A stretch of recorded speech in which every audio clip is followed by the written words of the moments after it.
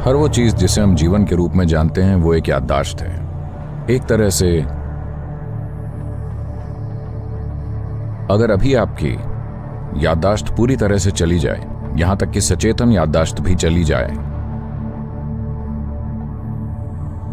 तो जो लोग मर चुके हैं, जिन्हें आप जानते थे और वो मर चुके हैं, वो सब हमेशा के लिए चले जाते हैं,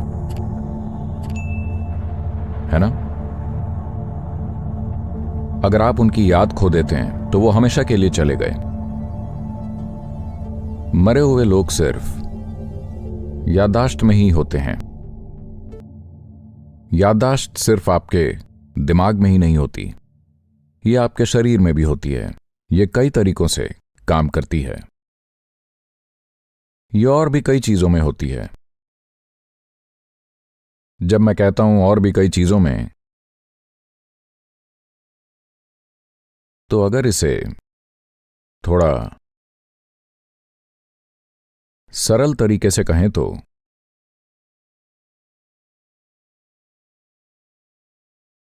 अगर आप इस तरफ जाएं और एक कुत्ता यहां लाया जाए, तो वो बस फर्श सूंघकर जान जाएगा कि आप यहां थे। तो आप यादों की निशानियां छोड़ते हैं, आया ना? तो जब आप चलते हैं तो आप यादों की निशानियां छोड़ते हैं, इसीलिए कुत्ता उनका पता लगा लेता है। अगर कोई छेड़छाड़ ना हुई तो 3-4 दिन तक या कभी कभी उससे भी ज्यादा समय के बाद भी वो इसका पता लगा सकता है। जब आप सिर्फ चलते हैं, जहां आपके पैर का संपर्क जमीन से बस कुछ सेकंड के लिए होता है, अगर आप इतने कम समय में इतनी यादें छोड़ते हैं कि एक कुत्ता उसे पहचान जाता है, तो सोचिए जहां बैठे हैं वहां कितनी यादें छोड़ रहे होंगे। हाँ, बहुत ज्यादा। तो जो कपड़े अभी आपने पहने हुए हैं, जो आपके शरीर को छू रहे हैं, क्या लगता है वो कितनी यादें लेकर चल रहे होंगे? अगर आपके बस ऐसे चलने पर, जहां आपका पैर बस कुछ सेकंड के लिए जमीन पर पड़ता है, अगर आप ऐसी यादें छोड़ रहे हैं जो कई दिनों तक बनी रहती हैं, अगर कोई छेड़छाड़ न करे और कोई दूसरा वहां न जाए, तो ये और लंबे समय तक बनी रहेगी। अगर ऐसा है तो जहां आप बैठते हैं, जो कपड़े पहनते हैं, जहां आप सोते हैं, वहां कितनी यादें मौजूद होंगी? तो ये यादें, वो लोग शायद चले गए हों, शायद विलीन भी हो गए हों, हमें नहीं पता। हो सकता है उन्हें मुक्ति मिल गई हो, या वो कहीं और चले गए हों, या फिर से जन्म ले लिया हो, आप नहीं जानते। लेकिन चाहे आप उनसे पैदा हुए हों या आप उनके संपर्क में रहे हों, उनकी यादों की छाप आप पर मौजूद है। इसलिए कर्म का एक महत्वपूर्ण पहलू यह है कि आप इन यादों से मुक्त हो जाएं। यह बहुत जरूरी है। यादों से मुक्त होना और याददाश्त खो देना, ये दो अलग अलग चीजें हैं। अगर आप अपनी याददाश्त खो देते हैं, सचेतन याददाश्त खो देते हैं, तो इसका मतलब यह नहीं है कि आप मुक्त हो गए हैं। ये यादें आपके अंदर अचेतन तरीकों से काम करना शुरू कर देंगी। हम अपने और अपनी यादों के बीच दूरी बनाना चाहते हैं। हम इसे खोना नहीं चाहते, हम उसे खुद से बस थोड़ी दूरी पर रखना चाहते हैं, बस हो गया। तो एक चीज कि ये मरे हुए लोगों के लिए है, लेकिन सबसे जरूरी बात जीवित लोगों के बारे में भी है। थोड़ी दूरी होनी चाहिए। अगर बहुत सारी मजबूत यादें होंगी तो वो मरे हुए लोगों को भी परेशान करेगी। ये करीबी रिश्तेदार ही हैं, खासकर अगर उनका मृतक के साथ बहुत प्यार भरा संबंध हो, तो यही वो लोग हैं जो मृतक को परेशान करते हैं। इसी कारण इस संस्कृति में इस संस्कृति में जब कोई मरना चाहता था तो वो ऐसी जगह चला जाता था जहां परिवार का कोई व्यक्ति ना हो। आप मरते समय अपने परिवार के साथ नहीं रहना चाहते क्योंकि ऐसे में ये लगाव आखिरी पल तक बने रहेंगे। आप दूर और अकेले रहना चाहते हैं क्योंकि आप समझते हैं कि इस दुनिया में हमने जो भी रिश्ते बनाए हैं वो मूल रूप से यादों के रिश्ते हैं। अगर यादें मिट जाएं तो कोई रिश्ता नहीं बचता। अपने भीतर उस आयाम को स्थापित करने के लिए, उस आयाम के प्रति सचेत होने के लिए जो याददाश्त से परे है, जो स्वयं जीवन है, तो हम मरे हुए लोगों की जितनी ज्यादा यादें मिटा सकते हैं उतनी मिटाना चाहते हैं ताकि उनकी मुक्ति की प्रक्रिया आसान और सरल हो सके, न कि यहां वहां हर जगह उलझी रहे। आप उन्हें मुक्त करना चाहते हैं। यही वजह है कि हमारी संस्कृति में कहा जाता है कि जब कोई मरे तो सभी सगे संबंधियों को जरूर आना चाहिए। आजकल नहीं होता। आजकल हमें नहीं पता होता वो कहाँ हैं। वरना पहले जब कोई मरता था, मुझे नहीं पता आप जानते हैं या नहीं,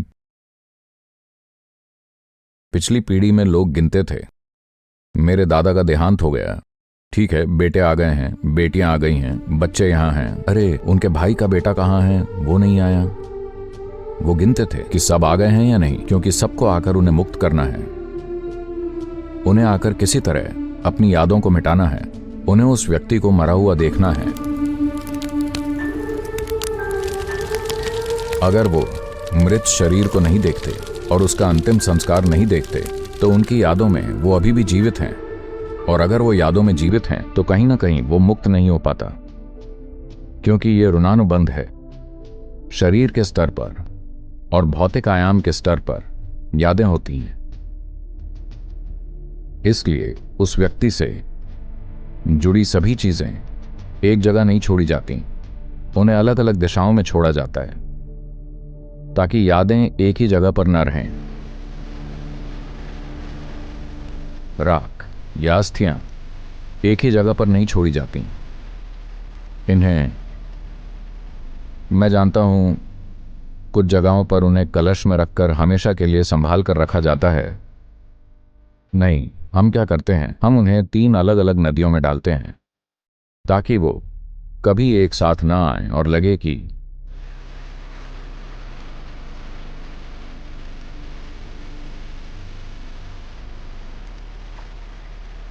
यादें जीवित नहीं रहनी चाहिए, उन्हें हर संभव तरीके से मिट जाना चाहिए। तो जो चीजें उनके संपर्क में थीं, उनकी राख, उनका सब कुछ, उन्हें हर जगह बिखेर दिया जाता है। जो लोग सक्षम हैं वो हवाई जहाज में जाकर इसे चारों ओर बिखेर देते हैं। पता है आपको? हाँ, आप नहीं जानते? जब कुछ प्रधानमंत्रियों और राष्ट्रपतियों की मृत्यु हुई थी तो उन्होंने उनकी राख को पूरे देश में बिखेर दिया था, क्योंकि वो नहीं चाहते थे कि राख एक ही जगह पर गिरे। अगर ये एक ही जगह गिरती है तो ये यादों का एक ढेर बन जाएगी। वो नहीं चाहते कि ये यादें कहीं भी इकट्ठा हों ताकि वो व्यक्ति बिना किसी उलझन के आगे बढ़ सके। आपको एक दृश्य उदाहरण देने के लिए, मान लीजिए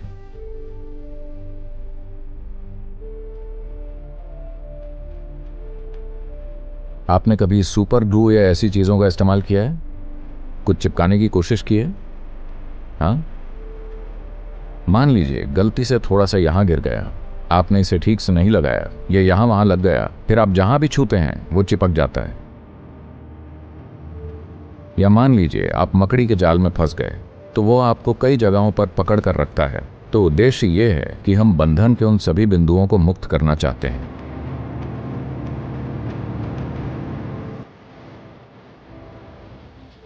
तो काल भैरव कर्म बस उस दिशा में एक प्रयास है। अगर हम उनके द्वारा इस्तेमाल किए गए कपड़ों को इमली के पेड़ पर बांधना शुरू कर दें तो आप लोगों के अंडरवेयर और वो सब मंदिर के सामने लटके हुए पाएंगे। तो हम उन्हें एक कपड़ा देते हैं, सभी के लिए एक समान कपड़ा। वो उसमें याददाश्त से जुड़ी चीजें डालते हैं और फिर उसे बांध देते हैं।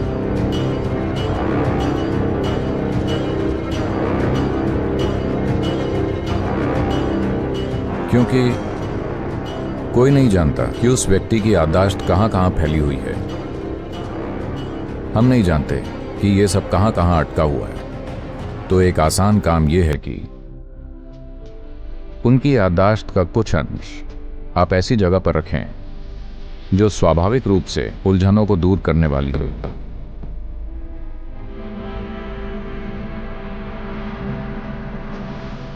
तो आमतौर पर वो इसे शिव मंदिर के सामने बांधते हैं, क्योंकि वो एक तपस्वी हैं, किसी भी चीज से अछूते, हमेशा राख में लिपटे हुए। तो आप उस याददाश्त को वहां बांधते हैं जहां उस तरह की ऊर्जाएं हैं, ताकि उस याददाश्त से जुड़ी हर चीज विलीन हो जाए। ध्यानलिंग निश्चित रूप से एक आदर्श स्थान है।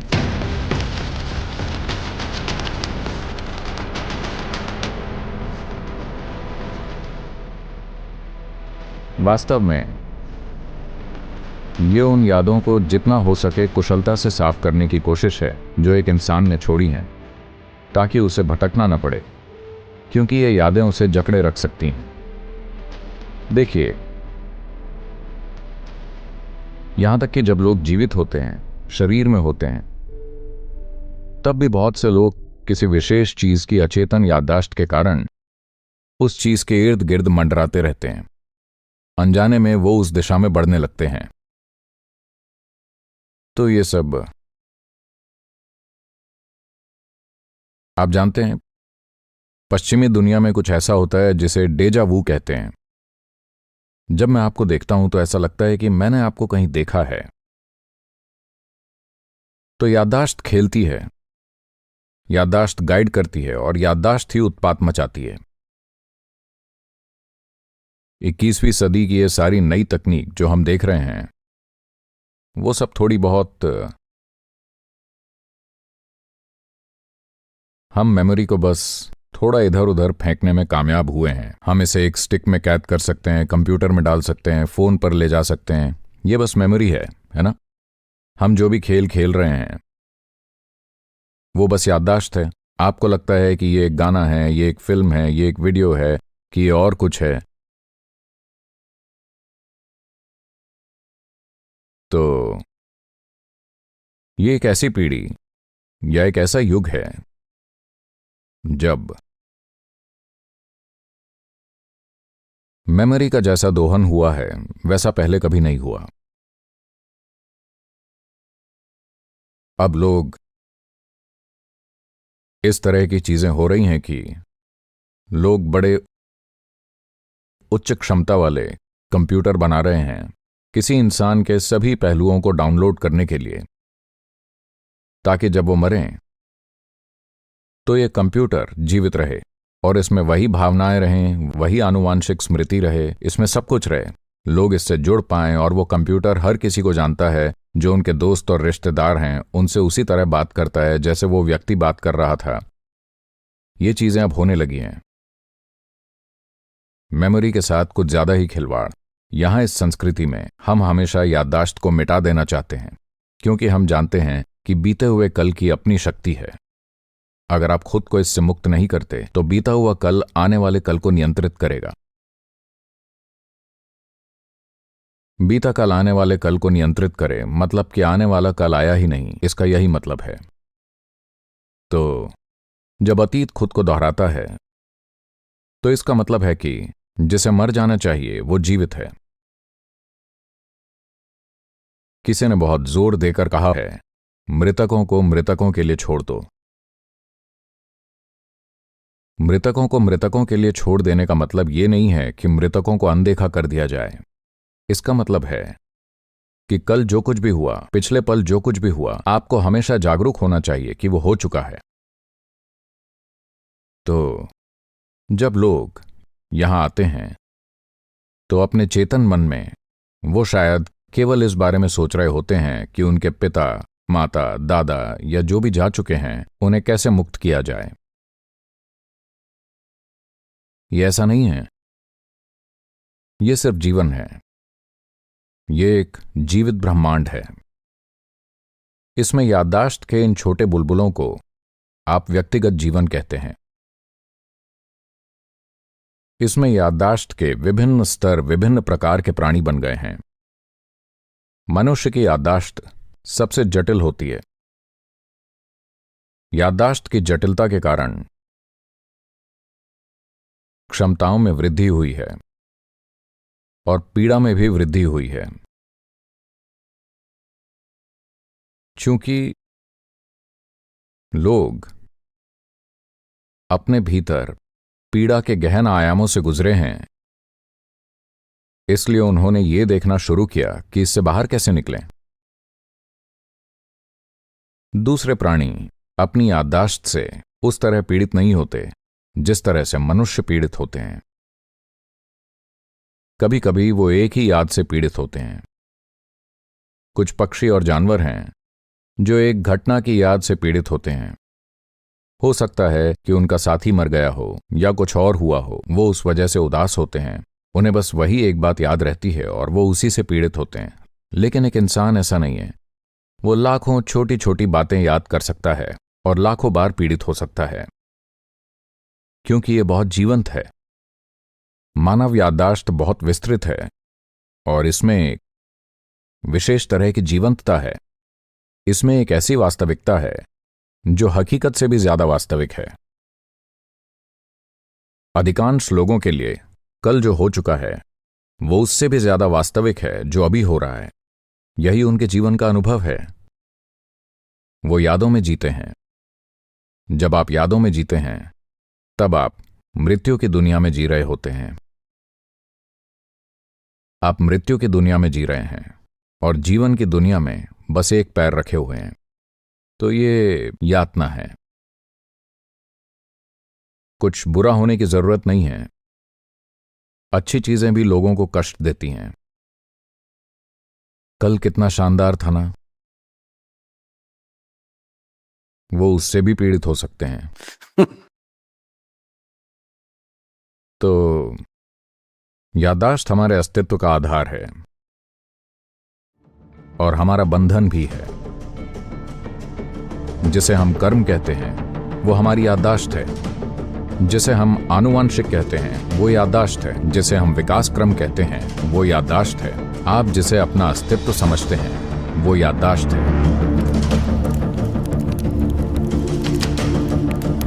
तो काल भैरव कर्म और क्रिया दोनों ही एक प्रयास है याददाश्त को जितना संभव हो सके साफ करने का।